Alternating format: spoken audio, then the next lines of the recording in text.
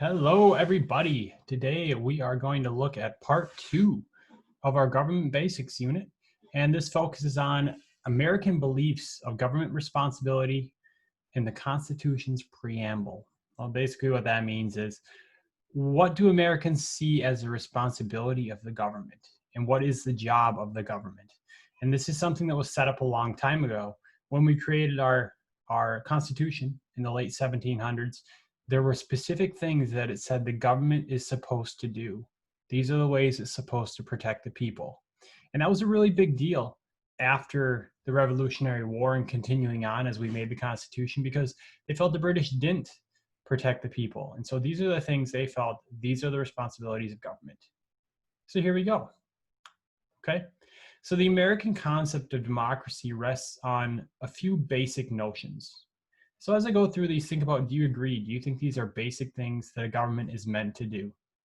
Number one, a recognition of the fundamental worth and dignity of every person. Government is meant to value people and see them as being worthy, no matter who it is. And so that is a fundamental core belief about our American democracy, is that all people have value and worth. Number two, a respect for the equality of all persons.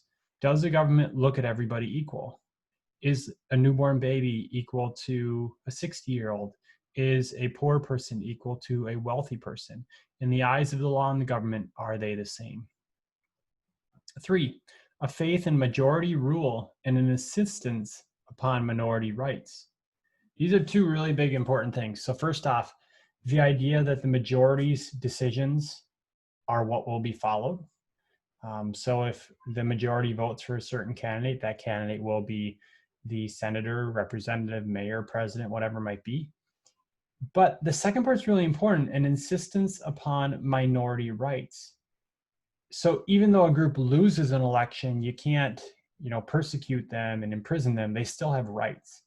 And so the majority's decision is probably what will be followed, but the minority is still protected. That's a good thing. Number four, an acceptance of the necessity of compromise. Compromise is key. When it comes to our government would be nowhere if we could not find compromise. And when you have problems and the Senate and the House of Representatives can't pass bills, it's usually because two different sides can't compromise. So this notion that you need to compromise is really big in our government. And five, an insistence upon the widest possible degree of individual freedom. Our government was formed with the idea that we're going to provide people as much freedom as they can possibly have, as long as they follow rules that protect everyone. And so trying not to have too much government and keep it limited. So there you go. Now, our document we follow right now that really leads the way in how laws are formed and what is legal and what is not is the US Constitution. And this here is from the preamble, the opening of the Constitution. And when we look at each of these parts that are underlined, you're going to notice that it's really laying out what the document and the government is supposed to do for the people. So here we go.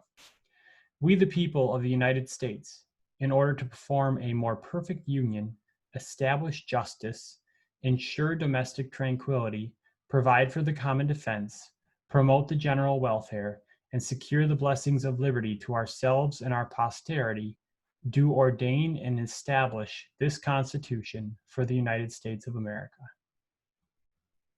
Now, it's really easy to read that and just skip over it, but it's good to break it down, because basically it's saying we establish this Constitution as our government to do these things.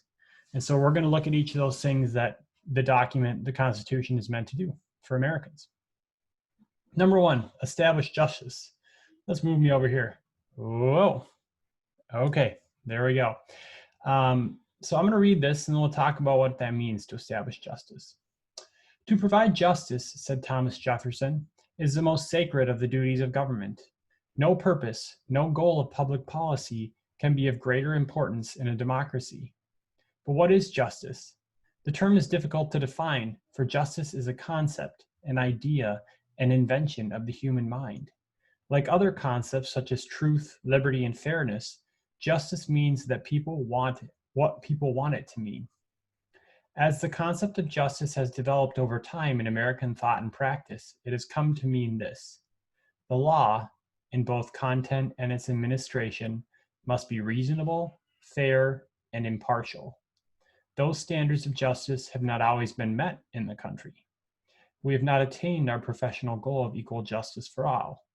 However, this must be said: the history of this country can be told largely in terms of our continuing attempts to reach that goal. Injustice anywhere, said Martin Luther King Jr., is a threat to justice everywhere. So, what does it mean to establish justice? It means that you create just and equal laws, a court system, and law enforcement. And like they said, these laws, the courts, and our police and law enforcement must be reasonable, fair, and impartial to all people, regardless of race, gender, orientation, religion, all those different things. So equal and just laws, courts, and law enforcement. That's a good thing. We certainly want that. Okay, the next one: to ensure domestic tranquility. So let's look at this first. Domestic, if I have a domestic flight, that's in our country. And if you have tranquility, you have peace. Here we go. Order is essential to the well-being of any society, and keeping the peace at home has always been a prime function of government. Most people can only imagine what it would be like to live in a state of anarchy without government, law, or order. In fact, people do live that way in some parts of the world today. For years now, Somalia, located on the eastern tip of Africa, has not had a permanent functioning government. Rival warlords control different parts of the country. In the Federalist number 51, James Madison observed, "If men were angels, no government would be necessary." Madison, who was perhaps the most thoughtful of the framers of the Constitution, knew that most human beings fall far short of that standard. So, ensure domestic tranquility, making sure that we have both peace and security within our country, and having a government that keeps things stable. Now, that doesn't mean if people have a peaceful protest, the government goes out and, beats them up and puts them in prison. That's not it at all. It's the idea that the government keeps peace when people are causing problems. Problems like massive rioting that maybe leads to people being killed. Problems like gunfights, things like that. So making sure we have a peaceful country that is secure, so when you go to bed at night, you're not worried that somebody's gonna kill you, to harm you in any way. And that's a good thing. We obviously want governments to do that. Number 3, provide for the common defense. Defending the nation against foreign enemies has always been one of the government's main responsibilities. You can see it's important in the fact that defense is mentioned far more often in the Constitution than any of the other functions of government. The nation's defense and its foreign policies are but two sides of the same coin: the security of the United States. To provide the security, the nation maintains an Army, Navy, Air Force, and Coast Guard. Departments such as the Department of Homeland Security keep watch for threats to the country and its people. The United States has become the world's most powerful nation, but the world remains a dangerous place. This country must maintain its vigilance and its armed strength. Just a glance at today's newspapers or at one of the evening's television news programs will furnish abundant proof to that fact. So when we say provide for the common defense, they're talking about providing protection against outside invaders, enemies, and terrorists. So making sure we have a strong military to protect us from people who may invade our country or may fight against Americans overseas, and to make sure that military is also active in stopping terrorist attacks before they happen. That's what it means to provide for the common defense. And so the first part, ensuring domestic tranquility, is all about making sure that there's not problems within the country. This is all about making sure that people from outside the country don't harm us here. And it's obviously something that you want for protection. The next is promote the general welfare. Okay, so here we go. Few people realize the extent to which government acts as the servant of its citizens, yet you can see examples everywhere. Public schools are one illustration of government's work to promote the general welfare.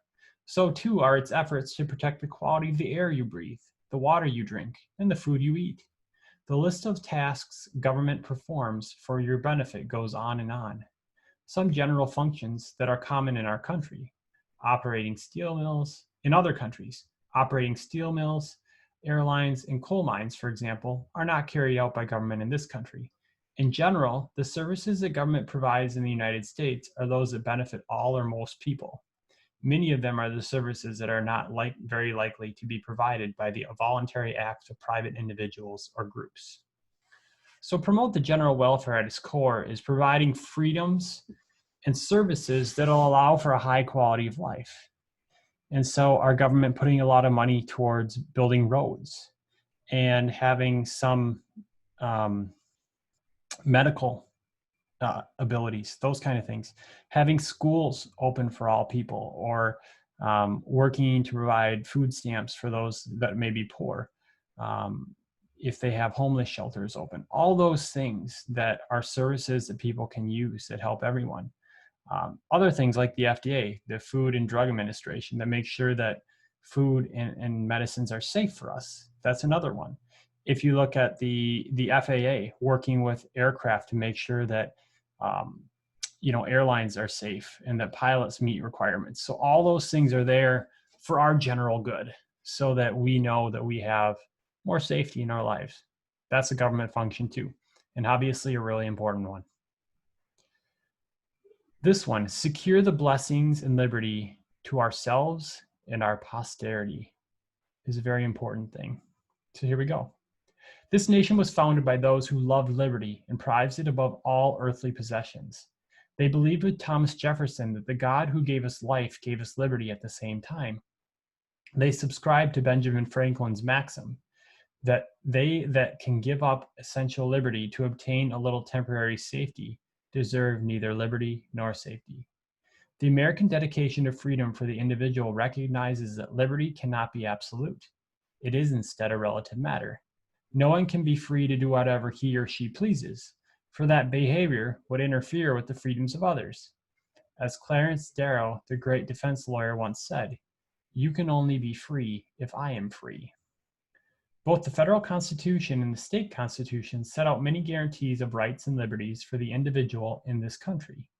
That does not mean that those guarantees are so firmly established that they exist forever, however. To preserve and protect them, each generation must learn and understand them anew and be willing to stand up for them when necessary. For many people, the inspiration to protect our rights and liberties arises from deep feelings of patriotism. Patriotism is the love of one's country, the passion that drives one to serve one's country, either by defending it from invasion or by protecting its rights and maintaining its laws and institutions. Patriotism is a defining characteristic of a good citizen, the noblest passion that animates a man or a woman in the character of a citizen. As a good citizen, you too must agree with Thomas Jefferson. Eternal vigilance is the price of liberty. So when they say secure the blessings of liberty to ourselves and our posterity, the real focus here is creating a free nation for us and for generations to come. And so it's not just about protecting my rights. It's about protecting my sons, Noah and Liam and Mason's rights. And it's about protecting their children's rights and the children that come after them, so that with each generation, we're continuing to make sure that people are safe, protected, and have the rights they deserve. That is also at the core of the Constitution, and any good government document has to have that at its core. That's extremely important. So that's what we have. That's the Constitution. Those are those big ideas and how they impact our government today and every day. So if you have any questions or concerns, please feel free to talk to your teacher. We are always here to help you however we can. Have a great day.